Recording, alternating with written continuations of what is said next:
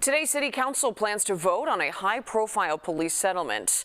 As Marissa Perlman reports, it dates back to a Chicago protest over the death of George Floyd at the hands of police in Minneapolis.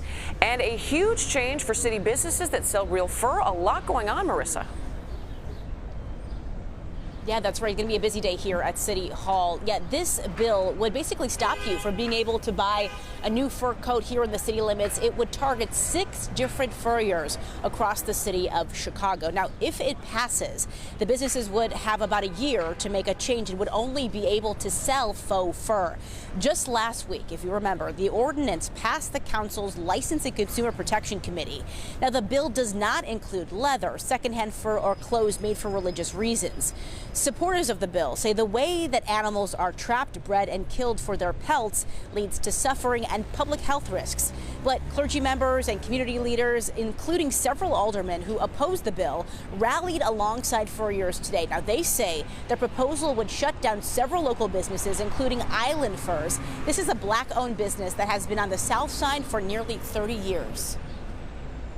What I do is art. What they consider, I can understand if people don't want to wear my product. That's okay. That's what makes things, our country, freedom of speech. So, freedom of choice. This is about closing businesses. This is about closing one of only 3 black furriers in the entire United States. I can't believe we're here today, that this is actually going to come to a vote. This is about shutting down businesses that have been a staple in our community for over 30 years. Now, as you mentioned, Marie, we are also watching to see how City Council votes on that high-profile settlement involving a protester and a police officer. Miracle Boyd says she was punched in the face by a police officer during a 2020 protest in Grant Park. The then 18-year-old was calling to defund the police in the wake of George Floyd's death.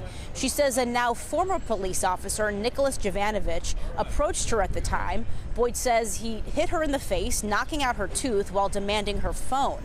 This week, in a 22-7 decision, the Finance Committee voted in favor of a $280,000 settlement.